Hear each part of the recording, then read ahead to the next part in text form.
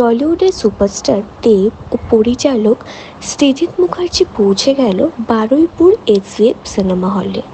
তাদেরকে দেখা গেল সিনেমা হলে টেক্কার অ্যাডভান্স বুকিংয়ের টিকিটও বিক্রি করতে। তাদের জন্য ভক্তদের বিশাল সমাগম হয় সেখানে। উপস্থিত ছিলেন হলের কর্ণধাররাও।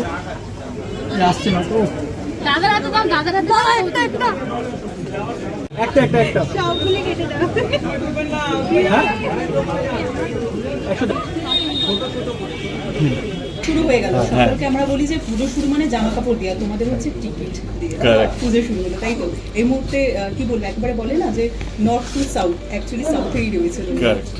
শুধু কলকাতা নয়, কলকাতা বাইরে গিয়েও টেক্কা যেন দর্শক দেখে, মানুষ দেখে, টেক্কা যেন আমরা দর্শকের কাছে পৌঁছতে পারি, তার জন্য আজকে এই উদ্যোগটা। ইনফ্যাক্ট আমার প্রথম হল ভিজিটের মধ্যে আমার শুরুতে 2007-এ আমার এই বারুইপুর শো হাউসে আসা, মানে এসেছিলাম এখানে, একবার নয় অনেকবারই এসেছিলাম। তখন এটা সিঙ্গেল স্ক্রিন ছিল এবং অনেকগুলো স্মৃতি। এখানকার যিনি ওনার, একজন আমার পার্টনার হয়ে গেছে অতনু রায় চৌধুরী, একজন শান্তনু দা, এই তো 100 বছর বাঁচবে লোকটা। আর শান্তনু দা কই, এসো বসো, চলে এসো, কাছে এসো, বসো। এরা হচ্ছে আমার কি বলবো খুবই প্রিয় মানুষ। শান্তনুদাকে আমরা বস বলেই ডাকি। বসের সঙ্গে আমার এখন মনে আছে ইম্পাতে আমার দেখা হতো, চলো হাউসফুল উপরে হাউসফুল দেওয়া হচ্ছে না, এটা এমনি ঠিক আছে, হাউসফুল উপরে হাউসফুল যখন শো হতো তখন ওনার হাত ধরেই বারুইপুর হাউসটা ঘুরতাম, দেখতাম এখানে দর্শকের সঙ্গে ইন্টারাকশন। ইভেন উনি আমার এখনো মনে আছে কোনো হলে, মানে কোনো দর্শকের যদি ভালো লেগে থাকে, আমাকে উনি কম করে 17 বছরে 200টা দর্শকের সাথে কথা বলিয়েছে, এই শোনো তোমার সঙ্গে কথা বলতে চাই, কথা বলে দিই, আর সঙ্গে ফোন লাগিয়ে আমাকে ফোনে ধরিয়ে দিত, 9টা, 9:30, 10টা জায়গা। হ্যাঁ, তো আমাকে ফোনে ধরিয়ে দিত দর্শকদের সাথে, দর্শকের কেমন রিয়াকশন, তুমি লাইভ রিয়াকশন শুনতে চাই না, শোনো। এবারে আমার এখনো মনে আছে যখন গান চলতো, তখন তো ভিডিও কল ছিল না, তখন শুধু আওয়াজ শোনা তো এখানে দর্শক চিৎকার করে গাইছে, হ্যাঁ, ওরে বাপরে। তো ওইসব দিনগুলো এখন মনে পড়ে গেল। তো লাইক আমার এই বারুইপুর শহরের সঙ্গে আমার অনেক পুরনো, আমার শুরু থেকেই আমার সম্পর্ক এই হল, এই জায়গাটার সাথে। রবি কিনাগি স্যার উনি আর আসতেন, মানে 17 সপ্তাহ চলেছিল আই লাভ ইউ। আমার মনে হয় এই 5 ছাপ পড়লো আবার চলবে একটা। না, ও খুব লাকি, আমার কাছে খুব লাকি।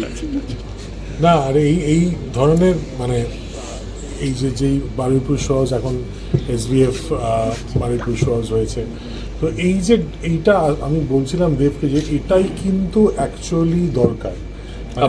হ্যাঁ, এই আবুধাবিতে টোটাকে লোকজন জিজ্ঞেস করছিল যে বাংলা সিনেমা গৌরব, এই সেই সব কিছু গৌরব, Bangla cinema, commercial art, parallel middle of the road, যা যাবতীয় যা সমস্যা সব কিছু শুরু কিন্তু এইখান দিয়ে হয়, যে সিঙ্গল স্ক্রিনগুলোকে আপগ্রেড করে সেটাকে এমন একটা জায়গায় নিয়ে যাওয়া যেখানে মানুষ আবার ফেরত আসতে পারেন। আর আমরা দক্ষিণের সাথে ট্রান্সফারি কম্পেয়ার করি, ওখানে হাজার হাজার এরকম সিনেমা হাউস, আমাদের এসে মানে হাতে গোনা গুনতে 100 ক্রস করে, 50 ক্রস করে, এখন 30-40 এসে নেমেছে, এরকম দুরবস্থা। সো এইটাই দরকার, কিন্তু these are the building blocks of A industry. So আমার খুব ভালো লাগছে টেক্কার জন্য এখানে আসতে পেরে, এবং হোপফুলি আরও এরকম অনেক প্রপার্টিজ ডেভেলপ হবে। আজকে এসভিএফ একটা খুব অগ্রণী একটা ভূমিকা নিয়েছে এটা করার জন্য। দার্জিলিংয়ে খুলছে শুনলাম, এর মধ্যে গ্লোব রিওপেন হচ্ছে, যেটা আমরা কালকে যাচ্ছি 17 সো এই যে সিনেমা হল বাড়ছে, this is what will bring in change. এর থেকে কী হবে, মার্কেট সাইজ বাড়বে এবং সেখান থেকে ইনভেস্টমেন্ট বাড়বে, সেখান থেকে আমরা যে ধরনের সিনেমা করি সেই ব্যাপারে আরও আমাদের উচ্চাকাঙ্ক্ষা বাড়বে। উই ক্যান অ্যাটেম্প্ট মানে তুঙ্গভদ্রার তীরে, হ্যাঁ, চাঁদের পাহাড় করে আমরা এখন শিখিয়ে গেছি, কিন্তু আমাদের পরবর্তীকালের যে অ্যাডভেঞ্চারগুলো, সেই বড় স্কেলের বড় ক্যানভাসের কাজ আমরা করতে পারবো। তো সব কিছু শুরু কিন্তু এখানে। সৃজিত মুখার্জির ছবি মানে তো সৃজিত মুখার্জি একটা মানে নিজের উপর সৃজিতার তো প্রচন্ডভাবে ভরসা রয়েছে, ছবি মানে নিজের ওপর ভরসা নেই, মানুষের ওপর আছে। মানুষ লাস্ট 10 বছরে সেই ভালোবাসা এবং সেই সমাদর দিয়ে ভরিয়ে দিয়েছেন আমাদের। আমার মনে হয় এই বছরও সেটা অন্যথা হবে। এবারে আবার সৃজিতার সাথে দেব, মানে এত বড় ধামাকা সাম্প্রতিক এই তো আমার একজন লোক আছে। মানে এত বড় ধামাকা সাম্প্রতিককালে বাংলা সিনেমায় হয়নি। আশা করি দর্শকরা আবার হলমুখী হবে। আর এখানে বসে কথা বলতে আমার খুব ভালো লাগছে, কারণ এই সিনেমা হলটাতেই আমার জন্মস্থান, আমি জন্মেছি এখানে। আর সেখানে পাশাপাশি আবার দেব সৃজিত একসাথে রয়েছি আবার, মানে এটা একটা মানে জীবনে একটা বড় দিন একটা আমার কাছে। দর্শকদের কাছে একটাই অনুরোধ, টেক্কা দেখুন, পুজোর একটাই সিনেমা দেব সৃজিতের টেক্কা। এখানে বসে আমরা শুনছিলাম যে তোমরা এক একটা ছবি যা বিজনেস দিয়েছো। দেখো, আমাদের কাজ হচ্ছে ভালো ছবি বানানো, মানে একজন পরিচালকের কাজ হচ্ছে কি যে গল্পটা তিনি লিখেছেন বা সেটাকে সত্যি করে তোলা এবং দর্শকদের কাছে তুলে ধরা। এবং খুব ভালো, আমার ফোন আসে, দর্শকদের কাছে তুলে ধরা এবং তার মধ্যে যেন সততা থাকে, অনেস্টি যেন তার কাজের প্রতি যেন থাকে, এবং সে সেটাই করেছে। এবং আমি আমার অ্যাজ এ প্রযোজক, অ্যাজ অ্যান অ্যাক্টর, আমি চেষ্টা করেছি যে রোলটা আমাকে ডিরেক্টর দিয়েছে এবং ডিরেক্টর যা চেয়েছে প্রযোজকের কাছে সেটা দেওয়ার চেষ্টা করেছি। এবং আমার মনে হয় এবারে দর্শক কি ভরসা, এবারে দর্শক দেখবে। আমার মনে হয় অনেক নন্দনের শো হয়েছে বা আমাদের সেন্সর বোর্ডের শো হয়েছে, প্রত্যেকেই বলেছে এটা Srijit Mukherjee one of the best, আর আমার ক্যারিয়ার বেস্ট হচ্ছে। একদম, এই যে স্নিক রিভিউটা হয়েছে খুব নিউট্রাল জায়গা থেকে, যা থেকে সবাই বলছে এটা দেবের জীবনের সেরা পারফরমেন্স, তো টেক্কা দেখতেই হবে। তথাগত বলছিলাম 24 ঘন্টা থেকে বলছি যে এই যে আন্দোলনের একটা আবহ চলছে বাংলা জুড়ে, সেইখানে মানুষ কতটা সিনেমা হল মুখী হবে বলে এই শারদ উৎসবের সময় মনে করছেন? আপনি কি মানুষ, কি আপনি মানুষ নন? আমি যে এমনি জানেন, আপনি প্রশ্ন মানুষ আপনিও তো সিনেমা হলে এসেছেন ইন্টারভিউ নেওয়ার জন্য, আপনি আপনার কাজ করছেন, আমি আমার কাজ করছি। দাদা, সৃজিতদা বিভিন্ন জায়গায় বলছেন এবং স্বস্তিকাদিও বলেছে, মানে অ্যাজ এ অ্যাক্টর দেব মানে রিইনভেন্টেড হয়েছে এই ছবিতে, এবং এখানে একলাখের চরিত্রের মধ্যে সেই শেডগুলো আমরা দেখতে পাচ্ছি। মানে তোমার এক্সপিরিয়েন্সটা কীরকম, যে একদম তুমি যে ধরনের ছবিগুলো করছিলে অতনুদার সাথে রিসেন্ট ছবিগুলো, যেখানে সেখান থেকে আবার একটা অন্য ধরনের চরিত্র? একজন অভিনেতার কাজ হচ্ছে অলরাউন্ডার হওয়া, মানে সে প্রজাপতিও করবে, টনিকও করবে এবং টেক্কার মতন ছবিও করবে, সে পাগলুও করবে, সে খাদানও করবে, তবেই তো একটা অলরাউন্ডার হবে। মানে আমি যদি নিজেকেই টাইপ কাজ করে নিই, যেখানে আমি প্রডিউসার এবং আমার কাছে অতুল রায় চৌধুরীর মতন একজন প্রযোজক যে সবসময় পাশে আছে এবং সৃজিত মুখার্জির মতন ডিরেক্টর, তাহলে আমি একই টাইপের রোল করতে যাবো কেন? সেখানে আমার মনে হয় কি আমি চাই আজ থেকে 10 বা 20 বছর পর যখন বডি অফ ওয়ার্ক নিয়ে কথা হবে, আলোচনা হবে না কে কে কে কে হিরো, কোন কোন হিরো কী রকমের ছবি করেছে, সেখানে দেব ডেফিনেটলি নিজের একটা মার্ক ছেড়ে যেতে চায়, যে যেখানে আমি আমার সময় যা করেছি সেইটা ওয়ে আহেড অফ টাইম। মানে আমি যদি আজকে সব কথা বলছি, আমি ককপিট করেছি, বা ইন্ডিয়া আমার মনে হয় ফার্স্ট অ্যাভিয়েশন ওরিয়েন্টেড ফিল্ম। আমি চ্যাম্পের মতন ছবি করেছি, কবির করেছি, একটা ট্রেনের মধ্যে পুরো ছবিটা করেছি, এবং সাজপাতির মতন ছবি, প্রজাপতি আমরা সবাই জানি, পাসওয়ার্ড আছে। কিন্তু কি না, আমরা মনে রাখি শুধু সাকসেসগুলো, বক্স অফিস সাকসেসটাকেই আমরা মনে রাখি, আমরা হয়তো পদাতিককে মনে রাখবো না, কারণ কম্প্যারিজনে Padatik is not better than box office than দর্শক মুক্তার বা কিছু। কিন্তু আমার মনে হয় পরিশ্রম সব ছবিতেই থাকে, পুনহাস কারেক্ট। তো সেই জায়গা থেকে আমার চেষ্টাকে দেবকে শুধু একটা সিনেমা বা একটা ধাঁচার মধ্যে না বেঁধে রাখবো। মানে দেব যখন আসবে শুধু চ্যালেঞ্জ বা পাগলু নয়, বা শুধু চাঁদের পাহাড় নয়, বা শুধু প্রজাপতিও নয়, বা শুধু টেক্কাও নয়। দেব যখন আসবে তাকে নিয়ে অলরাউন্ডার শব্দটা যেন ব্যবহার হয়, বা ভার্সেটিলিটির যদি শব্দগুলো ব্যবহার হয়, তবেই কি আমার জুলফিকারে আপনার যে বোবা রোলটা অসাধারণ লেগেছে। পরিশ্রমটা সার্থক হবে। সিনেমার কোন জিনিসটা সব থেকে বেশি মানুষকে টানবে বলে মনে করছেন? পুরো সিনেমাটাই ভালো, কিন্তু তার মধ্যে কোন বিষয়টা? হিউম্যান ইমোশন, আমি বলবো হিউম্যান ইমোশন। কারণ মানুষ থ্রিলার তো অনেক দেখে, আমাদের লাস্ট ইয়ারও থ্রিলার, কিন্তু থ্রিলারের মধ্যে নানান মানবিক সম্পর্ক যে টানা পড়ে, সেইটা টেক্কায় আছে। কাজেই টেক্কা দেখার পর আবার টেক্কা দেখতেই এই জন্য ইচ্ছে করবে, কারণ টেক্কার গল্প জেনে যাওয়ার পরেও ওই অনুভূতিগুলো কিন্তু একদম মানে রিভিজিট করতে বাধ্যই করবে। সেই মানে যে বাচ্চা মেয়েটিকে কিডন্যাপ করা আছে তার সাথে ইকলাকের সম্পর্ক, বা স্বস্তিকার চরিত্র ইরা তার সাথে তার মেয়ের সম্পর্ক, বা মায়া রুক্মিণী যে চরিত্রটা, এই যে ছোটো ছোটো হিউম্যান ইমোশনস, সেইগুলোই কিন্তু অ্যাকচুয়ালি টেক্কা। সিনেমায় কি ফানি পার্ট কিছু আছে?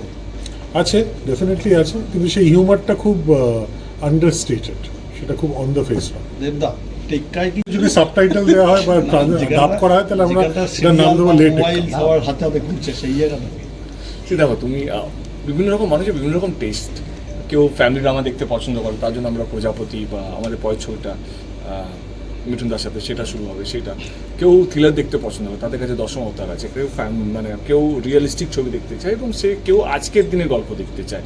এই চারটে ভ্যারিয়েশন যেটা বলেন, চারটে ভ্যারিয়েশন কিন্তু আমাদের টেক্কার মধ্যে আছে। মানে আজকে আমাকে একজন খুব ভালো বললো, সে আমার একজন দর্শক যে দেখেছে ছবিটা, সে বলল পলিটিক্স মানে শুধু ভোটের পলিটিক্স নয়, মানে আজকের দিনে যে পলিটিক্সগুলো হয় এবং যেই পলিটিক্সগুলো আমরা আলোচনা করতে চাই না, কার্পেটের তলায় ঢুকিয়ে রাখি বা লুকিয়ে রাখি, সেটা আমরা আলোচনা করতে চাই না। তোমার ছবিটা সেইখানে গিয়ে সুশ্রী দেয় এবং সেই সাবজেক্টগুলোকে কার্পেটের তলা থেকে মানুষের সামনে রাখে। তো আমার এই ইস্যু নিয়ে বা এরকম ধরনের ইস্যুকে নিয়ে যে একটা ভালো গল্প হতে পারে, সেইটার জন্য তোমাকে সাধুবাদ। আমার ছবিটা দুরন্ত লেগেছে। এবার তার ভার্জনটা এটা ছিল। এবার আরেকজন দেখেছে, সে বলছে আর আমি ভাবিনি তুই এরকম করতে পারবি, বা তার এই কারণে ভালো লেগেছে। এবার কার লেগেছে কি, এই যে স্বস্তিকা তার মেয়ের প্রতি যে ভালোবাসা, বা আমার একটা ছেলে, আমাদের যে হিউম্যান ইমোশন, যেটা একটা এটা ফ্যামিলি ড্রামা নয় কিন্তু ফ্যামিলি ড্রামার চেয়েও কম নয়, তার কাছে ওই ইকুয়েশনটা খুব ভালো লেগেছে। এবারে কার কীভাবে ভালো লাগবে, কী ভালো লাগবে এটা বোঝা যাচ্ছে না, কিন্তু এটুকু আমরা গ্যারান্টি দিতে পারি, যেহেতু আমরা দুজনেই আছি এবং আমাদের এক্সটেন্ডেড ফ্যামিলির মধ্যে অতনদা বা শান্তনদাও আছে, আমরা এটুকু বলতে পারছি কি কার কী ভালো লাগবে, কতটা ভালো লাগবে জানি না, কিন্তু ভালো লাগবে এটা কিন্তু শিওর। সিনেমায় কি আইটেম সং? ওটা নিয়ে সারাদিন আমরা ছিলাম, কিছু বলবেন? একটা 10 বছরের নাবালিকাকে রেপ করে দেখো আজকে আমরা হঠাৎ করে তুমি এই প্রশ্নটা করলে, এই মুডটা থেকে ওই মুডটা একদমই আলাদা। ডেফিনেটলি যে কোনো এরকম ধরনের নিন্দনীয়, জঘন্য, যত রকমের কুৎসিত ভাষা দিয়ে যদি এটাকে বলা হয়, তো আমার মনে হয় এইটাকে নিয়ে আমাদের সবারই জাগা উচিত। মানে আর আমার মনে হয় কি, এমন কোনো আইন, এমন কোনো কানুন তার জন্য আমি তো বলছি শুট অন সাইড করে দেওয়া হয়। মানে এই ধরনের লোক যদি চিহ্নিত হয়, এই লোকগুলোকে যদি সত্যি ধরা পড়ে এবং তারা যদি করে থাকে, কখন থেকে তাদেরকে বাঁচিয়ে রেখে তাদের পিছনে সরকারি টাকা, তোমার আমার ট্যাক্সের টাকা নষ্ট করে লাভ নেই। কিন্তু যেহেতু আমি পাবলিক রিপ্রেজেন্টেটিভ, আমি এই শব্দগুলো ব্যবহার করতে পারি না, বিকজ আমাকে একটা কনস্টিটিউশন ল, আমাদের ডেমোক্রেসি অনেক বেশি স্ট্রং, কিন্তু স্ট্রং হলেও আমরা আমাদের মা বোনদের বাঁচাতে পারছি না। এটা সত্যি আমাদের ভাবার বিষয় এবং আমি যেহেতু একটা পাবলিক রিপ্রেজেন্টেটিভ, আমারও অতটাই দায়িত্ব। আমাদের সবার ভাবার বিষয়, সমস্ত দলের ভাবা বিষয়, কে মানুষের মধ্যে ভয় না থাকলে এই ধরনের ঘটনাকে আটকানো যাবে না। এমন কিছু নিয়ে আসতে হবে, এমন কিছু করতে হবে যেখানে এই মানুষগুলো এই যে মানসিকতা নিয়ে ঘুরে, তাদের মনে ভয় ঢোকাতে হবে। তার জন্য সরকার বলো, প্রশাসন বলো, কনস্টিটিউশন বলো বা আমাদের কোর্ট বলো, সবাইকে একসাথে এসে এমন কিছু করতে হবে, এই মানুষগুলোকে চিহ্নিত করে তাদের পিছনে সরকারি টাকা না খরচা করে এমন কিছু শাস্তি দিতে হবে যাতে অন্য মানুষ করা তো দূরে, ভাবতেও যেন তাদের মধ্যে যেন ভয়টা থাকে। সৃজিতদা, গত বছর দুর্গাপূজায় প্রায় 15 কোটি টাকার একটা বক্স অফিস ছিল, তার মধ্যে আপনার সিনেমাই একটা সিংহভাগ কালেকশন করেছিল। এবছর সিমিলারলি 3টে ছবি রয়েছে, গত বছর থেকে কম। আপনি কতটা আশাবাদী, কী কালেকশন হতে পারে বা এই পরিস্থিতিতে কতটা ব্যবসা করতে পারে? খুবই আশাবাদী, কারণ আগের বছরের স্বাধীনতা সংগ্রামে আমি একা ছিলাম, এই বছরের স্বাধীনতা সংগ্রামে বাঘাযতীন আমার সঙ্গে। সো অবভিয়াসলি ঢুকো না দাদা, আরও ভয়ঙ্কর হবে। কিন্তু যেহেতু বাঘাযতীন আমার সঙ্গে আছে, তো এই সংগ্রামটা আমার মনে হয় আমরা হারজিত হচ্ছে বলে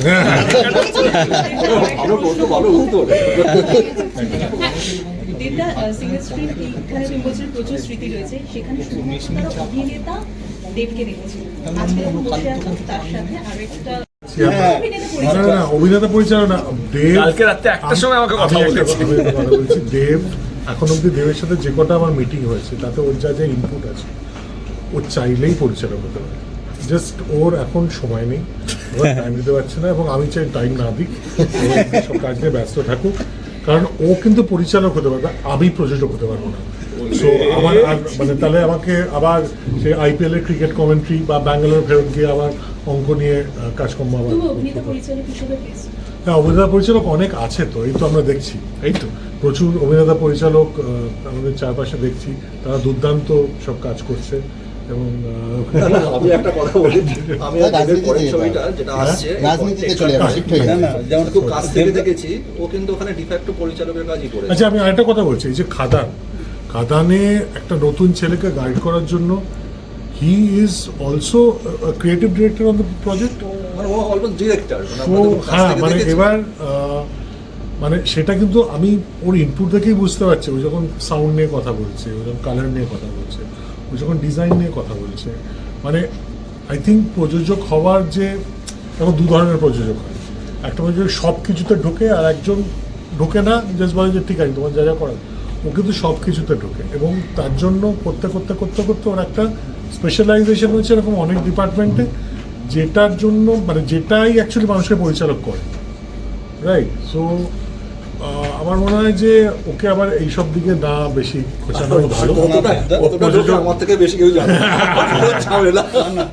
প্রযোজনা নিয়ে থাক, acting নিয়ে থাক। 29 সাল পর্যন্ত পার্লামেন্টে বাধা আছে।